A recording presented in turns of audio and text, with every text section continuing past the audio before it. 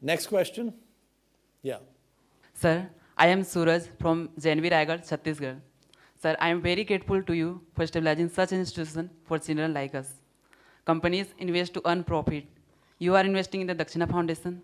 How this idea came to your mind, sir? Is your patriotic feeling for India made you to do this? Okay, that's a good question. Um, well, yeah, please have a seat. I think I explained some of the motivation.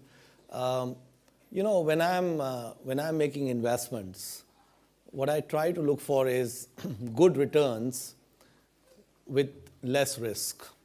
I try to look for that. And when I'm looking for giving money away, we definitely want to try to get good returns for the money so that maximum number of good can be done. And so the idea for Dakshana, so I knew in 2006 when we were crossing 50 million that I have to do something. Okay, but at that time in 2006, I had no idea. I knew in general I want to focus on India, and I knew in general I want to focus on education because, teaching fishing is better than giving fish. I knew these things. But beyond that, I didn't have any idea. So then I was reading an article in Business Week in, I think, October of 2006, and it was an article on Super 30, on Anand Kumar. And that's the first time I heard about Super 30 and Anand Kumar. And when I read the article, what jumped out at me was that what Anand Kumar was doing was he was coaching poor kids for different exams, physics, mainly math in different areas. And he was not charging high fee, but whatever fees were coming, he was taking a good portion of that fee and funding Super 30 program. And Super 30, what he was doing at the time was his mother would make all the food for the kids, the 30 kids, and he rented some rooms in that slum area where he was in Patna, and the kids used to stay there. And the whole cost for Anand Kumar at the time was about 7-8 lakhs. So it was costing about 7-8 lakhs per year. So approximately per student, it was costing about 25,000. And I just told you Dakshana's cost is 1.5 lakhs, right? One of the reasons is he doesn't have a classroom like this. The classroom of Super 30 has no walls on the side. It is a shed, and there's no air conditioning or anything like that. And it's in a congested area, poor area of Patna. So his infrastructure cost is much lower.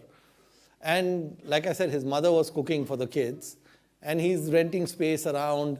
So, Dakshana Valley would look like a 5-star hotel compared to Super 30. And the 5-star hotel costs 6 times more than Super 30. It's just the way it is. But when I saw that he's picking 30 kids, and he spends 25,000 rupees per kid, and what happens to that child's life after going through Super 30, it's a huge return on the 25,000, right? It's completely transformational. And even before Anand Kumar, what had happened with me was many years before that. So Anand Kumar was, I noticed that in 2006. I think this was probably in 93, 94, long time back. My parents had told me that one of my cousins in Mumbai, he had finished a BCom degree, Bachelor of Commerce, and he had no job. Finished BCom, he has no job. So they said, hey, Mohnish, Arvind has finished his degree, he has no job. Is there something you can do? So I was at that time running a IT services business. And I used to have a lot of employees who had done BCom, but after BCom, they had done some computer course, MCA or some NIT diploma or something else, and then they had gotten a good job. So what I did is I knew a very small software consulting firm in Delhi friends of mine. I knew them. There were like 4 of them. And they were just starting. But they were really, really good, smart people. So I told them, hey, listen, my cousin is there in Mumbai. I'll move him to Delhi.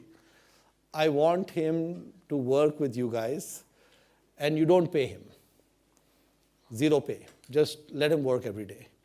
And what I told my cousin at the same time is enroll in NIIT course, some software programming course. So this company told me that, Mohnish, no problem. Your cousin can come. We won't pay him, but he needs to bring 1 chair, 1 desk, and 1 computer. We will put all the desk, chair, computer in our place, and then he can come and work. And in the 16 hours a day when he is not working on the computer, we need to be allowed to work on that computer. So I said, no problem. So I bought him a computer, and I bought the desk and chair. I moved him from Bombay to Delhi, and he stayed with my parents. And he started taking classes at NIIT, and he worked at this company for 1 year, right? And in 1 year, he became a crack VB, Visual Basic Programmer. Very good. And so then he went back to Mumbai, 20 job offers. Everybody wants to hire him, right? Same guy that no one wanted to hire 1 year ago, everyone wants to hire him. And now he's doing really well. He lives in London. He's doing quite well. So I thought about, what did it cost? So there was no room and board cost because he's living with my parents. And, we sent him by train from Bombay to Delhi, and we sent him back by train, Delhi to Bombay. That didn't cost much. The computer, he still had the computer after a year. That was the most expensive part, was just the computer. The table and chair didn't cost much. So when I saw the amount it cost me, and I saw the transformation of his life, I knew that education can have transformational so this happened about 12 or 13 years before I even thought about Dakshana or anything, or even I heard about Super 30. So then when I saw Super 30, I thought about the previous example I had with my cousin. I said, what Anand has done is he has industrialized it. What I had done in the early 90s was just for one relative, right?